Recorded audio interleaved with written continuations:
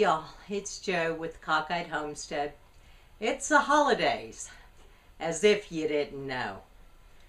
Today, I'll be making cranberry raisin cinnamon rolls. Now to start with, in a small saucepan, you're going to place orange juice. This is 1 cup. And you're going to bring it to a boil. I've also got 1/2 cup of cranberries, 1/2 cup of raisins. As soon as it comes to a boil, I'm going to add these to it. And then I'm going to just turn the heat off and let them macerate. In other words, get soft again. Because I don't know about you, but dried raisins and cranberries, they're kind of hard to chew. And if you go to the trouble of making a nice, soft, rich dough, you don't want something hard to bite down into. I've got 1 cup of water and 1/2 cup of 1/2 and 1/2 because I want this to be a really rich dough. I've got 2 teaspoons of instant yeast. I'm putting it at the bottom of my mixer, and my milk and cream is a little below body temperature. I honestly don't fool much with temperature when I'm making bread, because so long as you proof it warm, it will turn out wonderful. Oh, I'm going to add a glove of honey for my sweetener. If I can get the lid off. There it goes. Now this is some of my local honey. It's been strained, but as you can see, it doesn't have a commercial label. It's just a stick-on label. And when I say glove, it's about a tablespoon, thereabouts. I want my dough sweet, but not overly so. To this, I'm going to add 4 cups of sugar. 4 cups of flour to start with. And if I need more, I can add it.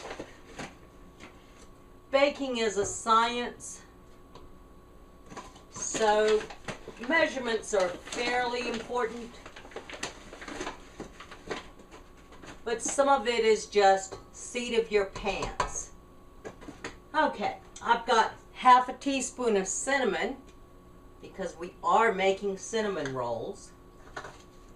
And since my yeast is on the bottom and it doesn't really like salt, I'm going to add it on the top. I've got a 1/2 teaspoon of salt here. And 3 tablespoons of butter. And you also want 1 large egg. This is from one of our chickens. Toss it into the sink. And we're going to set my KitchenAid to 2. Okay, my timer's gone off. Actually, it's gone off a while ago because I went out to the porch and got some wood for the fire. It's a little bit nippy in the house this morning. It was 61, I believe, when I got up. My dough is well mixed and kneaded. I'm just getting it off my dough hook here. And I've done all my chores. All the animals are fed, our assorted dogs and cats and rabbits and chickens. We put the chickens in the new run, and darn if they didn't fly the fence. So I'm just trying to get the dough into a ball. As you can imagine, it's kind of rough one-handed. I'm going to pour oil, about a tablespoon. And I'm just using plain vegetable oil. Use the oil that you want to.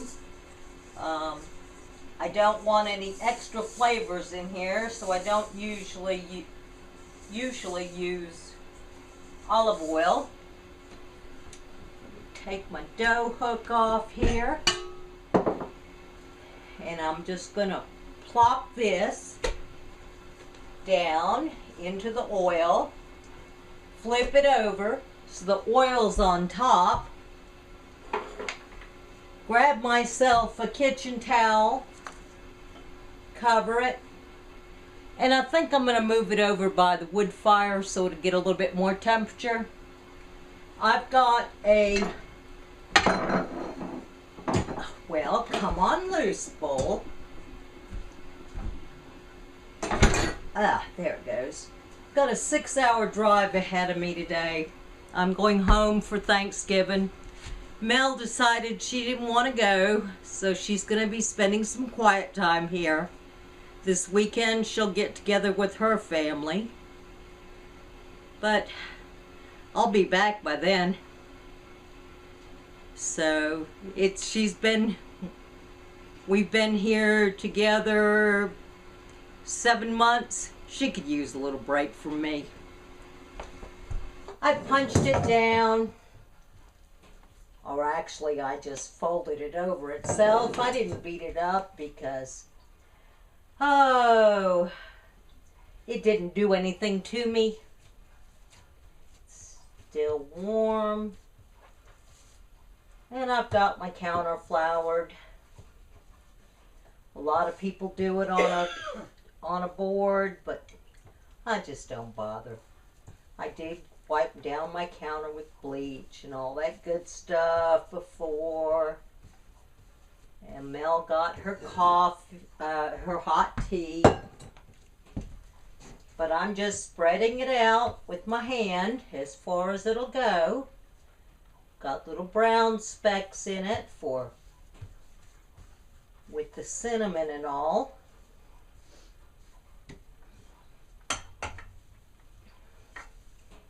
And I'm going to roll it out. Let's see. Maybe an 1/8 of an inch thick.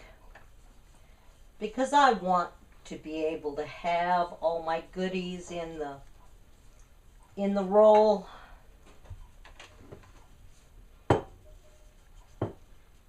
It's not going to be perfect.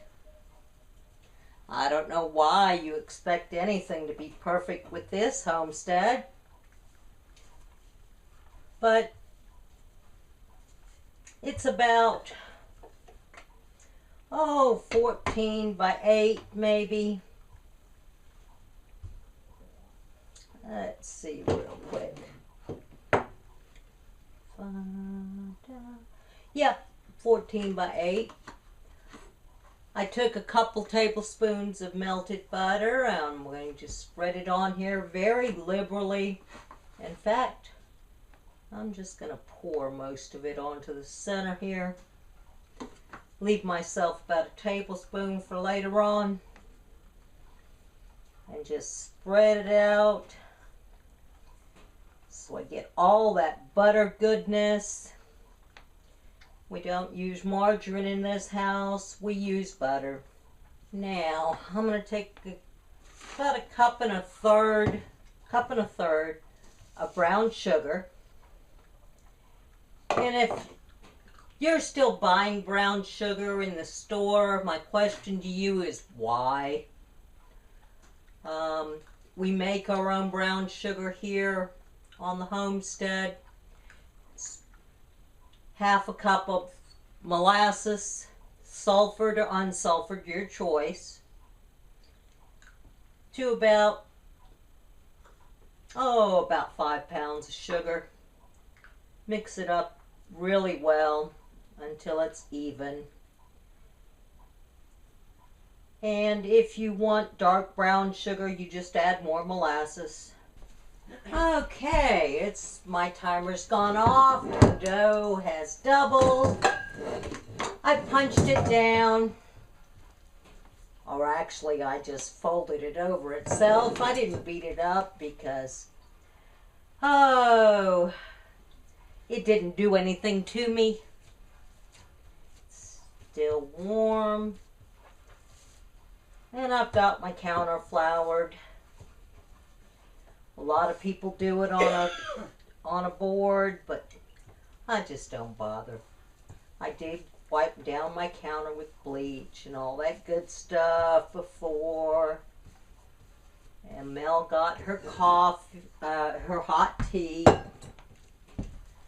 But I'm just spreading it out with my hand as far as it'll go. Got little brown specks in it with the cinnamon and all.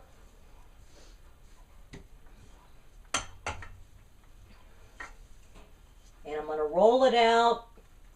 Oh, let's see. Maybe an 1/8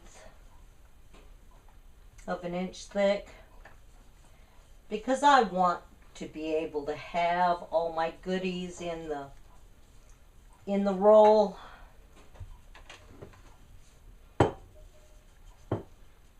It's not going to be perfect.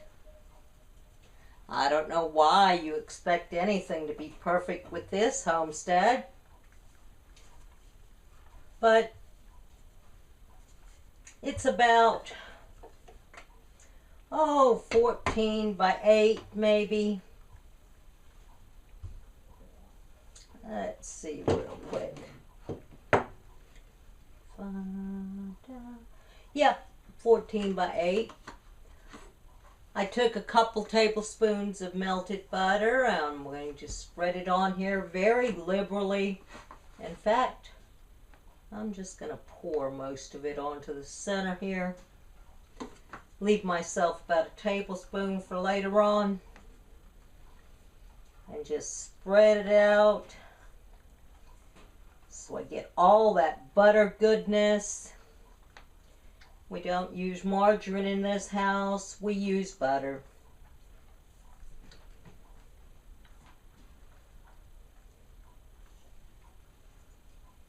Okay.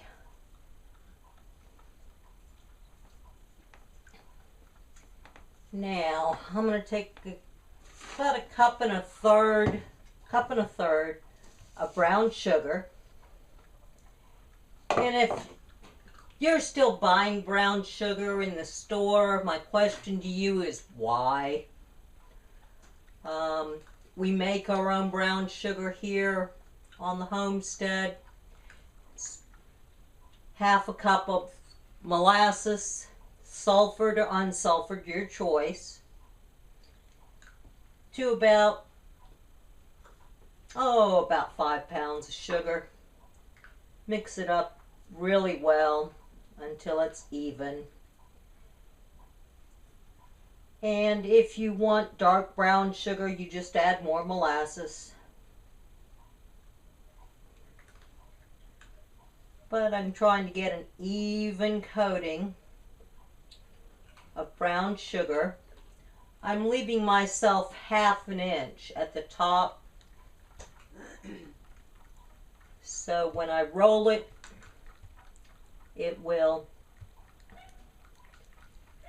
leave me a place to seal the dough without a lot of sugar on it. The rest of the edges, I'm putting it right up to the edge, as you can see. Because isn't that part of the best part of a cinnamon roll? To get all that ooey gooey stuff in there. Now I've got 2 tablespoons of cinnamon, and I'm just going to sprinkle it fairly evenly across the brown sugar. The butter helps all of this stick to the dough. And Mel and I love us some cinnamon. When you're cold, it'll warm you right up. Okay, got it thick in some places and thin in others, so I'm just going to run my hand across the sugar and the cinnamon to distribute it fairly evenly.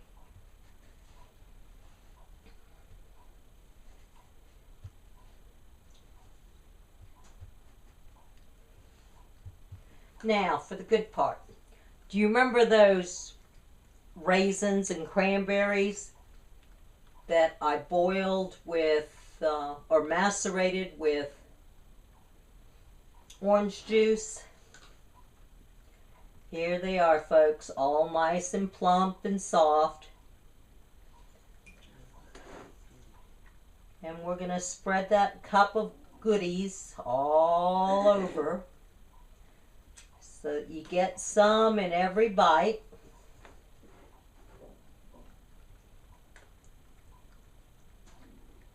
Try to do it fairly evenly.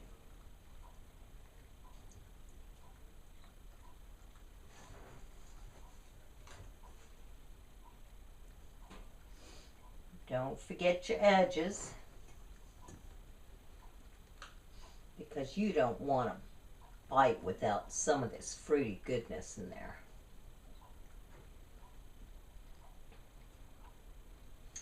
Okay. Well, you know, I like my cinnamon rolls short and fat like I am. So I'm going to roll these from the short side. And I'm going to roll it fairly tight, making sure all those goodies stay inside.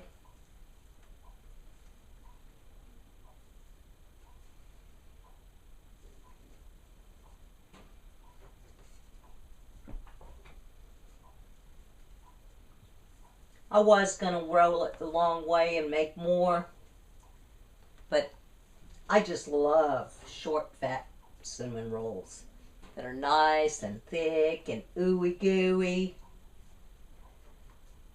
Okay, we got it up. I'm just going to pull the dough, pinch it off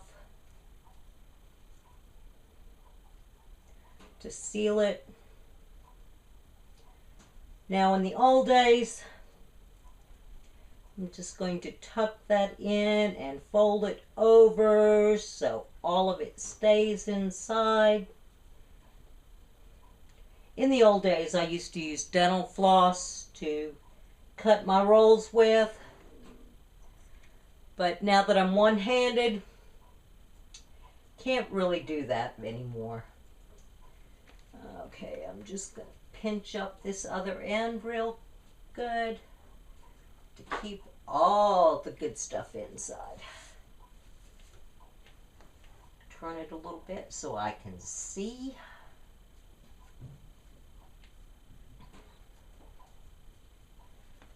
Okay, it's looking pretty good.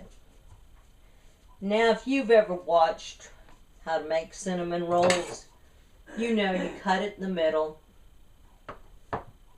in half. You cut that half in half, and this half in half. And then you cut it in half again, all the way down. And you got yourself 8 gorgeous cranberry raisin cinnamon rolls. Whoops, didn't cut all the way down. Okay. Will you look at that? Now, being like I want them short and fat, I'm just loading them in this small pan. Whoops, you can't get away from me that easily. There you go. Get back in there. Now, If it was just me, I'd put pecans or walnuts in these. But it isn't. Mel doesn't like cooked nuts in her food. Now, she will eat nuts, but she just doesn't like it cooked in food.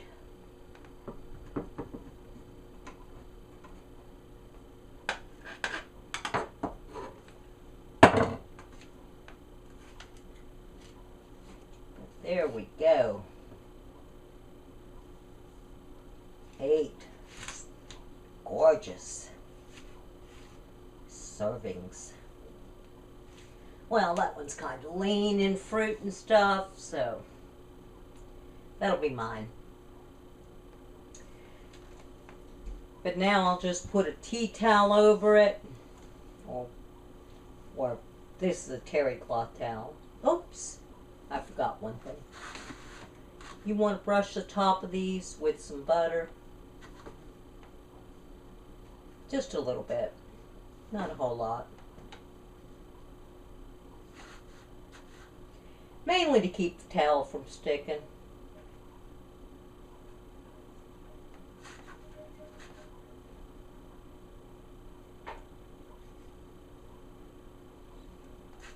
And keep the sugar where it's supposed to be. Doesn't hurt. There's nothing wrong with butter. It's good stuff.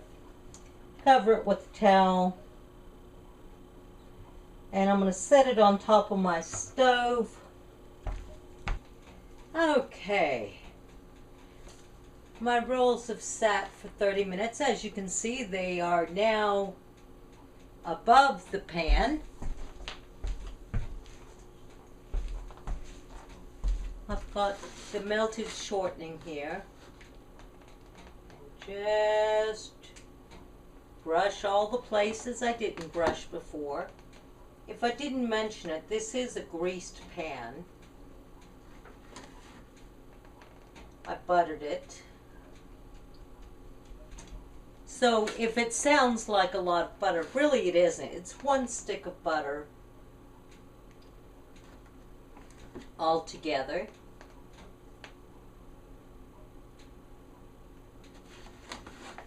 Ooh, it's chilly in the house, so the butter sort of congeals a little bit.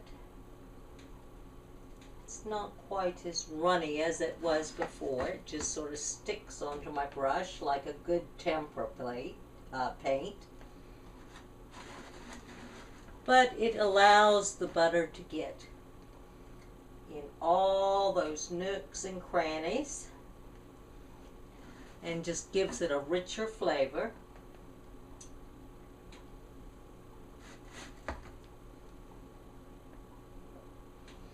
Okay, my oven's been preheated to 350. I'll just pop these in. In 25 minutes, I'll come back and check on it. And if they're done, we'll pull them out and I'll show you. If they're not done, we'll just keep baking. While I'm waiting for those to bake off, I'm going to make the sweet stuff that goes on top. In the bowl here, I've got about 1.5 cups of powdered sugar. To this, I'm adding a tablespoon of orange juice to carry on that orange flavor, and 1/2 teaspoon of vanilla. Yes, I know, you can make it with all kinds of different flavorings. But I'm just going to mix this together until I get a frosting consistency. Remember, when working with powdered sugar, a little bit of liquid goes a long way. And it's easier to put in less and add more as you need it than to keep dumping powdered sugar into it.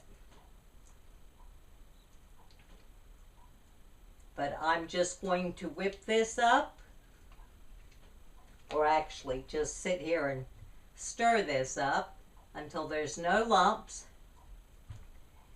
And knowing me, it's going to take the 25 minutes that it's taking the rolls to bake off for me to get this all the way done. For you it would be faster because you could hold the bowl or mix it with your mixer. I'm just being old-fashioned and putting it on in my bowl here. I may have to add maybe half a teaspoon more of orange juice to this, but we'll see. Okay, been 25 minutes. These look done, but we'll pull them out and test them.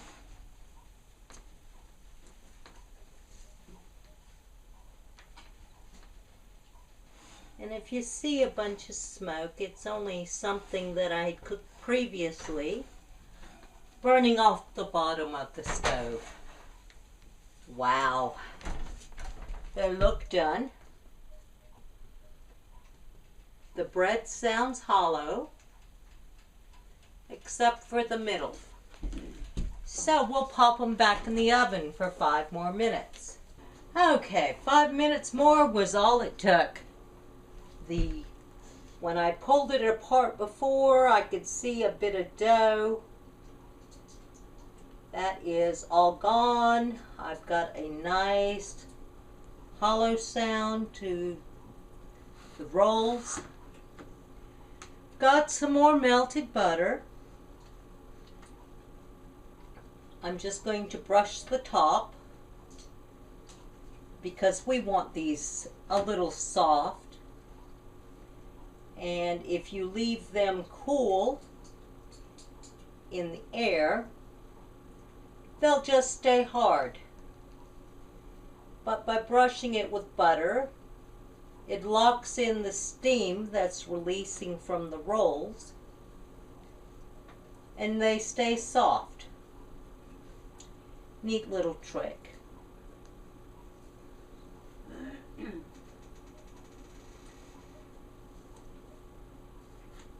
Making these short and fat, as you can see, we've got about a 1/2 inch rise to them above the pan.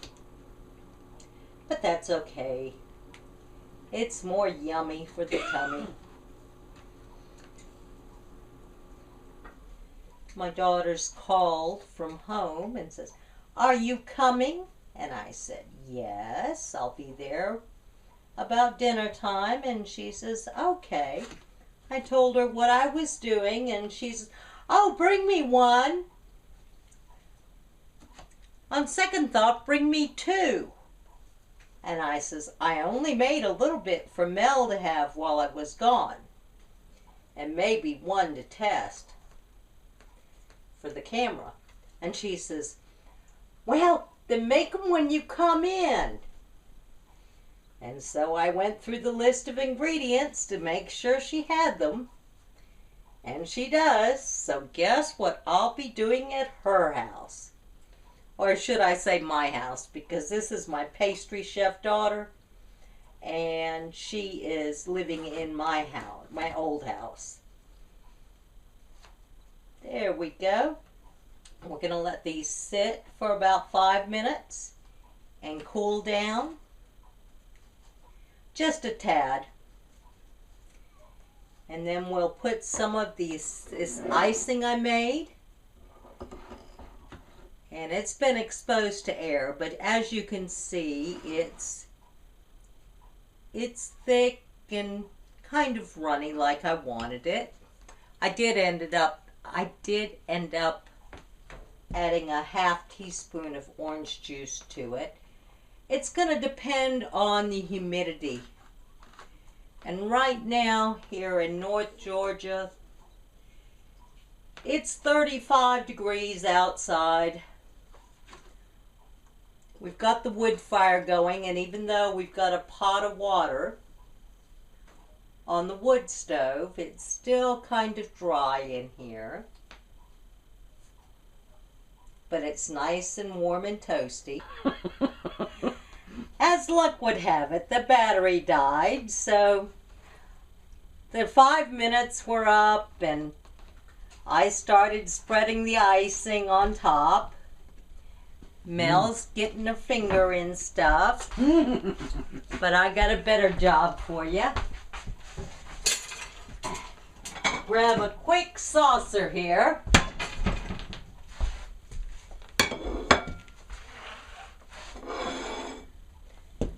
And wow. Need some help? No, it's just hot.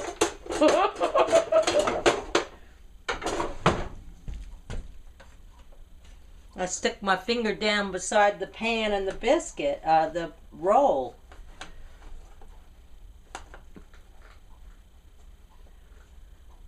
And there you have it, folks. Hold on. Let me cut it, and you can...